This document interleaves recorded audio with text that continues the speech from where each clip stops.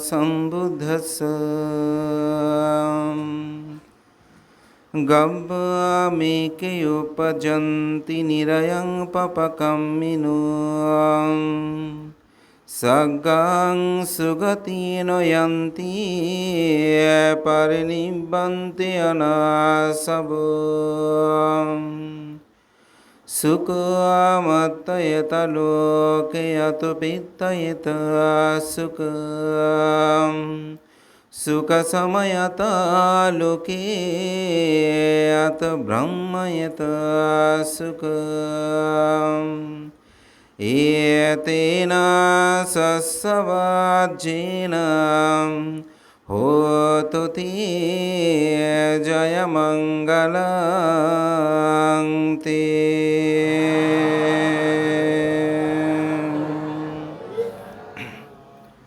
জগতে মাতৃভক্তি সুখকর, পিতৃভক্তি সুখকর। সাধু সৎপুরুষ বলতে এখানে ভিক্ষুসঙ্গ তথা অরহতকে বোঝানো হয়। তাদের ভক্তি হচ্ছে সুখপদ। তেমনই একটি সুখকর্ম সম্পাদনের নিমিত্তে আমার অত্যন্ত প্রিয় ভাজন বদন্ত বিপুলানন্দ ভিক্ষু এবং বাবু বিজয় বড়ুয়া সহ তার মাতা এবং তার বোন তথা জ্ঞাতি স্বজন সকলের উপস্থিতিতে প্রয়াত বাবু সুজিত বড়ুয়ার প্রয়াণে তার সাপ্তাহিক ক্রিয়া সম্পাদনের নিমিত্তে আয়োজিত আজকের এই মহতি পূর্ণময় অষ্টপুরস্কার সঙ্গদান অনুষ্ঠান। এই মহতি পূর্ণময় অনুষ্ঠানের সঙ্গ প্রধান এবং আজকের এই সভার সভাপতি উপমহাদেশের প্রখ্যাত বর্ষীয়ান সাংঘিক ব্যক্তিত্ব, ত্রিপিটক বিশারদ, বাংলাদেশ সংঘরাজ ভিক্ষু মহাসভা কর্তৃক ত্রিপিটক বারদি উপাধিতে ভূষিত আমার পরম কল্যাণমিত্র মহামান্য উপসংঘরাজ পরম শ্রদ্ধেয় প্রিয়দর্শী মহাতেরো মহোদয়, আজকের অনুষ্ঠানের প্রধান অতিথি সপ্তগ্রাম শাসন কল্যাণ ভিক্ষু সমিতির সুযোগ্য সভাপতি, বাতুয়া জ্ঞানোদয় বিহারের অন্যতম রূপকার অধ্যক্ষ, সংঘরাজ শাসনশ্রী বৌদ্ধ বিহার চট্টগ্রামের পরিকল্পনায় প্রস্তাবক নাই যিনি এগিয়ে চলেছেন, সেই প্রতিষ্ঠানের প্রতিষ্ঠাতা অধ্যক্ষ, বাংলাদেশ সংঘরাজ ভিক্ষু মহাসভার প্রাক্তন সহ মহাসচিব, আমার পরম কল্যাণ মিত্র, সুদেশক, সুলেখক, বাংলাদেশ সংঘরাজ ভিক্ষু মহাসভা কর্তৃক সদ্ধর্ম দিশারি উপাধিতে ভূষিত পরম শ্রদ্ধেয় বহু গ্রন্থ প্রণেতা পি লোকানন্দ মহাতেরো মহোদয়, পরম শ্রদ্ধেয় আমার পরম কল্যাণ মিত্র, এই অত্র অঞ্চলে যার মাধ্যমে আমি দ্বিতীয়বার এখানে এসেছিলাম, সেই পরম শ্রদ্ধেয় শাসনশ্রী মহাতেরো মহোদয়, আমাদের বিশিষ্ট সাংগঠনিক ব্যক্তিত্ব। উপস্থিত আছেন সুদেশক পরম শ্রদ্ধেয় বুদ্ধপ্রিয় মহাতেরো ডক্টর বুদ্ধপাল মহাতেরো, প্রিয়ভাজন রাষ্ট্রপাল থেরো অক্ষয়ানন্দ ভিক্ষু সহ প্রমুখ মাননীয় মহান সংঘের প্রতি আমি বিনম্র চিত্তে শ্রদ্ধা অর্ঘ্য বন্দনা নিবেদন করছি। আপনাদের সকলের প্রতি মৈত্রী চিত্তে পুণ্যদান এবং প্রয়াত সুজিত বড়ুয়ার পারলৌকিক শান্তি কামনায় পুণ্যদান করছি। ধর্মপ্রাণ প্রিয় উপাসক উপাসিকাবৃন্দ, আপনারা সকলেই জানেন সুজিতবাবু শ্বশুরালয় হচ্ছে আমাদের চাঁদগাঁওর একটি স্বনামধন্য পরিবার থেকে তিনি বিবাহ বন্ধনে আবদ্ধ হন। বিশেষ করে ওনার সহধর্মিণী কেতকী বড়ুয়া তাদের কর্মময় জীবনে চাঁদগাঁওতে অবস্থান করার কারণে বিজয়সহ তাদের পরিবারের সাথে আমার একটি ধর্মময় বন্ধন রচিত হয়। বিশেষ করে কেতকী বড়ুয়ার বোন ঝর্ণা বড়ুয়া একজন লেখিকা এবং তিনি আমেরিকাতে অবস্থান করলেও তার লেখনীর মাধ্যমে বাংলাদেশের বহু গুণী ব্যক্তিত্ব এবং মানুষের জীবনী তিনি লিখেছেন বিশেষ করে আন্তর্জাতিক খ্যাতিসম্পন্ন সাংঘিক ব্যক্তিত্ব ডক্টর শরণপাল মহাতের মহোদয়, যিনি কানাডাতে অবস্থান করছেন, তার দেশনামালা নিয়ে একটি গ্রন্থ তিনি রচনা করে আমাদের সকলকে মুগ্ধ করেছেন এবং সেই বইটি বাংলাদেশে বহুল প্রচার হয়েছে। তো সেই কারণেই বলা যায় এই পরিবারের সাথে, বিশেষ করে বিজয়ের সাথে আমার খুব ভালো সুসম্পর্ক বিদ্যমান। অপরদিকে বিপুলানন্দ যখন তিনি কদরপুল ভিক্ষু ট্রেনিং সেন্টারে অবস্থান করতেন, তখন সেখানে যে ধাম্মা টিভি ছিল সেটার বিভিন্ন কার্যক্রম কর্ম তিনি সম্পাদন করতেন এবং মাতুরালয়ে গেলেই আমার বিহারে যেতেন, তার সাথে কথোপকথন হতো। তো জীবন পরিক্রমায় সে বিভিন্ন দেশ পরিভ্রমণে এখনও ব্যস্ত থাকলেও বিজয়ের সাথে আমার সম্পর্কটা খুব সুন্দর। মাঝে মধ্যে আমাদের মোবাইল সংক্রান্ত বিভিন্ন সমস্যা হলে সে যেহেতু সানমারে থাকে, কাজ করে, সেখানে ব্যবসা করে, তো সেই সুবাদে তার সর্বোত্তক সহযোগিতা প্রায় সময় লাভ করি। তো আমি সুজিতবাবু যখন মৃত্যুবরণ করে সেদিন আসলে আমরা ত্রাণ বা উপহার সামগ্রী দেওয়ার জন্য ফটিকছড়িতে ছিলাম। তো পরে খবর পেলাম, আসার পথে গাড়ি থামিয়েই সুজিতবাবুকে পুণ্যদান করার আমার সুযোগ হয়েছিল। পরবর্তী আসতে পারিনি। আজকে মূলত বিজয় বারংবার আহ্বান করেছেন যে ভান্তে আপনাকে অবশ্যই আসতে হবে। তো অনেকটা কৃতজ্ঞতা প্রকাশের জন্য আসা, কারণ বিজয় এবং তার মা প্রায় সময় আমাদের বিহারে বিবিধ ক্ষেত্রে তাদের অংশগ্রহণ, আন্তরিকতার এই সেতুবন্ধন। প্রকৃতপক্ষে সুজিতবাবুর সাথে আমার পরিচয় বা বেশি সখ্যতা সেটা গড়ে উঠতে নেই। আমি আমার ধর্মময় কাজের ব্যস্ততা হয়তো সেভাবে পরিচয় হওয়ার সুযোগ হয়নি। তো এই গ্রাম, এই অঞ্চলের সাথে আমার অত্যন্ত সৌহার্দ্যপূর্ণ সম্পর্ক। আমি অনেকবার আসার সৌভাগ্য হয়েছে। তো পরবর্তীতে বহুবার ফাং করলেও আসলে বিবিধ আসার সুযোগ হয়নি।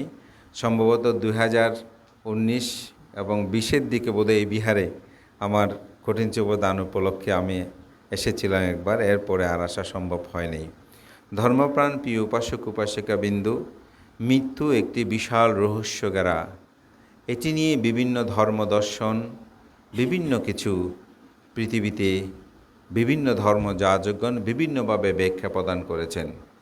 মহাকারণিক তথাগত বুদ্ধ এই বিষয়ে তিনি ধর্মপদের মধ্যে ভাষণ করেছেন, যেটা আমি দুটো গাথার মধ্যে প্রথম গাথাটা ছিল ঘাব্বা মেকে উপাজ্জান্তি নিরায়াং পাপাকাম্মিনো সাঘ্যাং সুগতি নয়ান্তি পারে নিভ্রান্তি আনাসাব।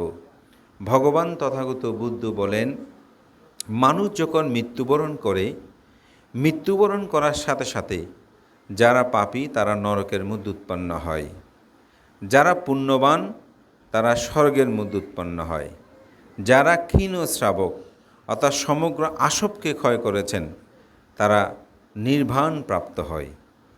তো আমরা আমাদের জ্ঞাতিগণ কার কী অবস্থান এই সম্পর্কে আমাদের এই চর্মচক্ষু দ্বারা বলা সম্ভব নয়। বৌদ্ধ সাহিত্যে আপনারা বঙ্গীশ নামক একজন ভিক্ষুর নাম শুনেছেন। তো অনেকেই বঙ্গীশকে বঙ্গদেশীয় ভিক্ষু হিসাবে অনেকে আখ্যায়িত করে।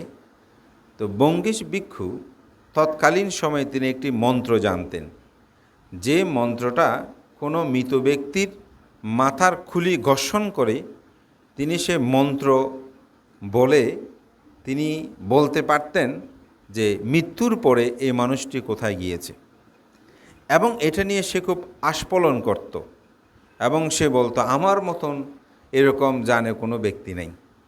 তো ঘুরতে ঘুরতে একদিন তিনি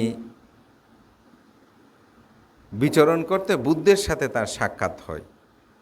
তো বুদ্ধ বলে যে আমি শুনেছি যে আপনি মন্ত্র জপে মৃত মানুষের মাথার খুলি ঘর্ষণ করে আপনি বলতে পারেন যে মানুষটা মৃত্যুবরণ করার পর কোথায় গিয়েছে। তা আমি আপনাকে 3টি মাথার খুলি দিচ্ছি, আপনি একটু বলুন দেখি কে কোথায় গেছে। তো মৃত ব্যক্তির সে মাথার খুলিগুলো তিনি ঘর্ষণ করে, প্রথমটা ঘর্ষণ করে মন্ত্র জপ করে তিনি বলে দিলেন যে এই ব্যক্তি মৃত্যুর পরে তিনি নরকের মধ্যে গমন করেছেন।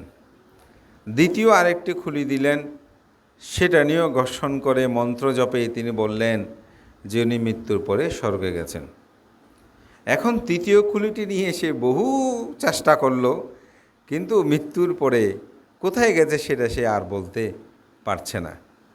তখন তিনি বুদ্ধের কাছে পরাস্ত হয়ে বললেন যে আমি এই ব্যক্তির মৃত্যুর পরে কোথায় গেছে এটা বলতে পারছি না, আমি পরাজয় স্বীকার করছি, আপনিই বলুন যে উনি মৃত্যুর পরে কোথায় গেছে। তো বুদ্ধ বলছেন আমি এখন বলবো না, আপনি নিজে এটা আবিষ্কার করতে পারবেন। বলতে তাতে আমাকে কি করতে হবে? তখন বুদ্ধ তাকে বললেন এক আয়াং বিক্ষাবে মাঘ্য সাত্থানাং বিশুদ্ধিয়া, সত্যদের বিশুদ্ধির জন্য একটি মাত্র পথ আছে, সেটা হচ্ছে আর্যষ্টাঙ্গিক মার্গ, যাকে বলা হচ্ছে সম্যক দৃষ্টি, সম্যক সংকল্প, সম্যক বাক্য, সম্যক কর্মান্তর, সম্যক আজীব, সম্যক ব্যায়াম, সম্যক স্মৃতি, সম্যক সমাধি, যাকে সংক্ষেপে বলে শীল, সমাধি, প্রজ্ঞা। বোঝা আপনি যদি এটার আচরণ করেন আপনি নিজে বলতে পারবেন যে এই মৃত ব্যক্তিটি কোথায় গমন করেছেন। বোঝা তাতে কি করতে হবে আমাকে? বোঝা আপনি চাইলে প্রব্রজ্য নিতে পারেন। তখন এই শিক্ষা করার জন্য তিনি প্রব্রজ্য গ্রহণ করলেন, এবং প্রব্রজ্য গ্রহণ করে তিনি যখন আত্মসাধনায় নিমগ্ন হলেন অচিরেই তিনি অরহত্য মার্গ জ্ঞান লাভ করলেন। তখনই বুদ্ধকে আর বলতে হয় নাই, তিনি তখন বুঝতে পারলেন এই মৃত ব্যক্তি মৃত্যুবরণ করার পর তিনি নির্বাণ প্রাপ্ত হয়েছেন। যেহেতু তিনি এই বিষয়ে অবগত নয় তাই তার পক্ষে বলা সম্ভব হয়নি অরহতের মাথার খুলি ঘর্ষণ করে তিনি যে অরহত্য হয়েছেন। তিনি নিজেই যখন সেটা প্রাপ্ত হয়েছেন তখন জেনেছেন। তো বুদ্ধ ধর্ম দর্শন এটাই বলছে আসলে মৃত্যুর পর কে কোথায় গমন করে এটি বলাটা খুব কঠিন। শুধু এটি নয়, আমরা মিলন্দ প্রশ্নের মধ্যে সেখানে দেখতে পাই রাজা মিলন্দ ভান্তে নাগসেনকে প্রশ্ন করেছেন, ভান্তে যিনি উৎপন্ন হয়েছেন মৃত্যুবরণ করার সময় কি আসলে তিনিই মৃত্যুবরণ করেন নাকি অন্য কেউ মৃত্যুবরণ করে? যেমন সুজিত বাবু যেদিন জন্মগ্রহণ, যে শিশু আজকে গত 3 দিন বা 5 দিন আগে যিনি গত শনিবারে যিনি মৃত্যুবরণ করেছেন আসলে কি ঠিক একই ব্যক্তি মৃত্যুবরণ করেছে যিনি জন্মগ্রহণ করেছেন তিনি? তখন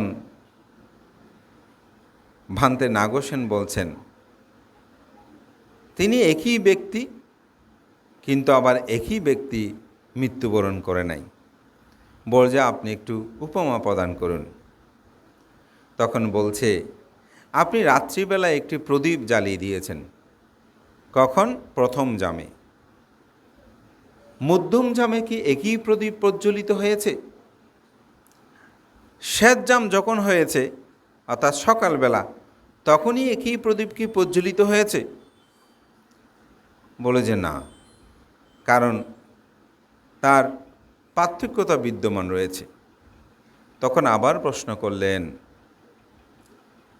আপনি গরু থেকে দুগ্ধ দাহ করেছেন, সে দুধ সময়ন্ত অর্থাৎ আস্তে আস্তে পরিবর্তনে, সময় পরিবর্তনে সেই দুধ দধিতে পরিণত হয়েছে, সেই দধি মাখনে পরিণত হয়েছে, মাখনটি ঘিতে পরিণত হয়েছে। তাহলে কি দুধ যাহা তাহাই কি দধি? যাহা দধি তাহাই কি মাখন? যাহা মাখন তাহাই কি ঘি? বলে যে না, দুটোর এগুলোর মধ্যে এক একটার পার্থক্য রয়েছে, কিন্তু দুধ থেকেই তো দধি হয়েছে, দধি থেকেই তো মাখন হয়েছে, মাখন থেকে তো ঘি হয়েছে। একটার সাথে একটা সম্পর্ক বিদ্যমান থাকলেও আপনি দধি, দুধ, মাখন, ঘি এগুলোর মধ্যে পার্থক্য বিদ্যমান আছে।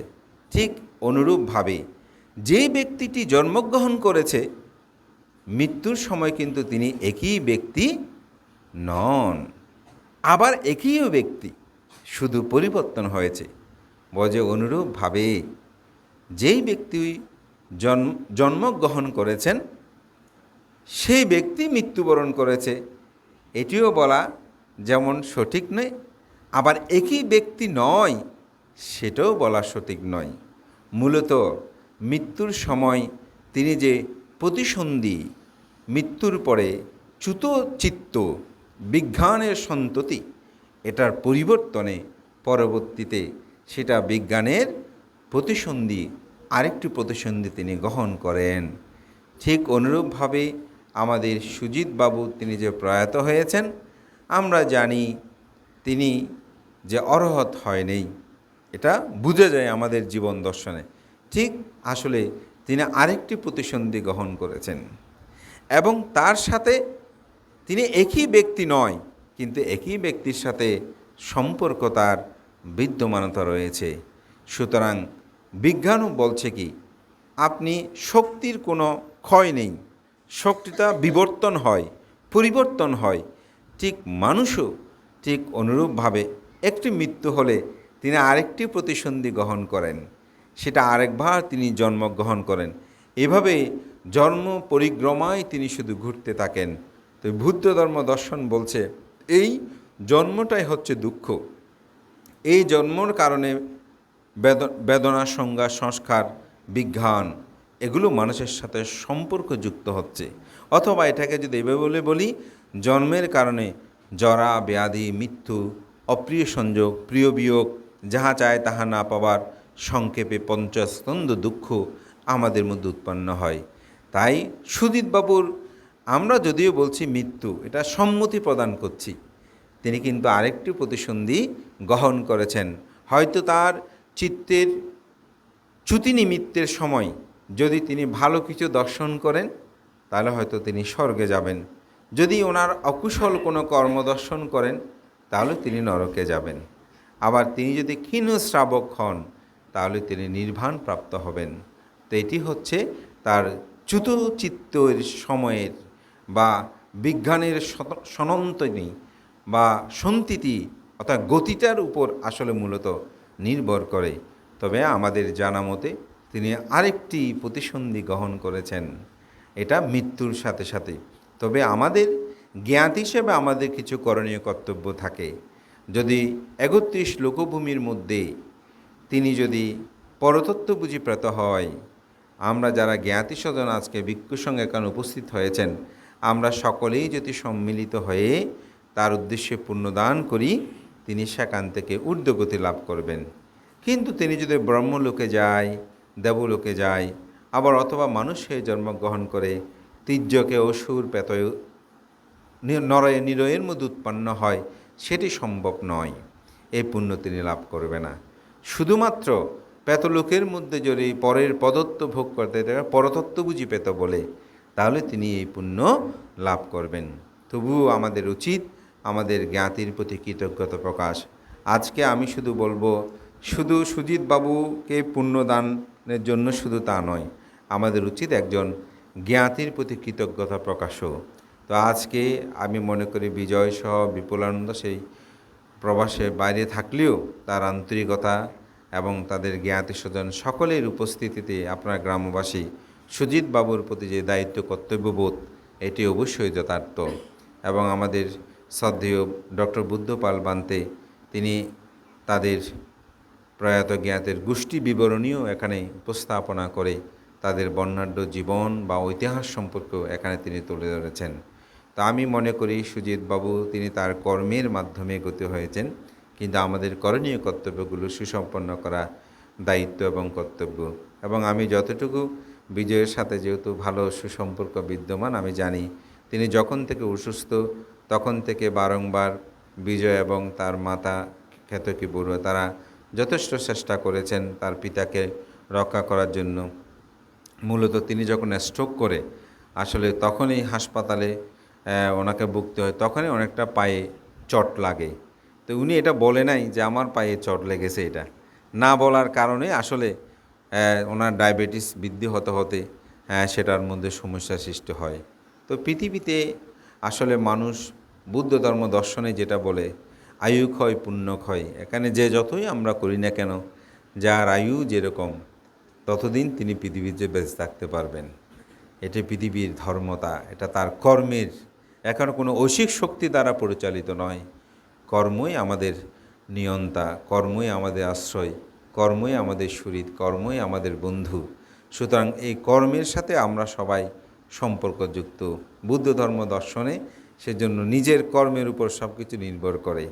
তো সুতরাং সুজিত বাবু মূলত আসলে তাদের 3 ছেলে মেয়ে, তারা কেউ এখনও বিশেষভাবে আত্মপ্রতিষ্ঠিত হওয়ার পথে মাত্র বলা যায়। তবে সৌভাগ্য বিজয় মোটামুটি ভালো একটি ব্যবসা প্রতিষ্ঠানের সাথে সম্পর্কযুক্ত। যাই হোক, বিপুল এখনও তার বিপুলনন্দ এখনও ভিক্ষু জীবনে আছেন। তাদের একটা বোন আছে। আমি গ্রামবাসীর প্রতি আহ্বান করব তাদেরকে সুন্দর সৎ পরামর্শ প্রদান করবেন। তার পিতাকে যেমন বিদেয়ের ক্ষেত্রে আপনাদের সর্বোত্তম সহযোগিতা, আজকের উপস্থিতি, এভাবে যদি জ্ঞাতির বন্ধনগুলো আমরা সুদৃঢ় করতে পারি, আন্তরিকতাগুলো রাখতে পারি, এটাই হবে আমি মনে করি প্রকৃত কৃতজ্ঞতার প্রকাশ। শ্রদ্ধেয় মহামান্য সভাপতি, মহামান্য সংগ্রাজ উপসংগ্রাজ ভান্তে মহোদয়ের প্রতি আমার বিনম্র শ্রদ্ধা অর্ঘ্যবন্দনা নিবেদন করে সঙ্ঘের প্রতি শ্রদ্ধা অর্ঘ্য নিবেদন করে আপনাদের সকলের প্রতি পুণ্যদান করে এবং প্রয়াত সুজিত বাবুর পারলৌকিক শান্তি কামনা করে আমার সংক্ষিপ্ত ধর্মকথা এখানে শেষ করছি। জগতের সকল প্রাণী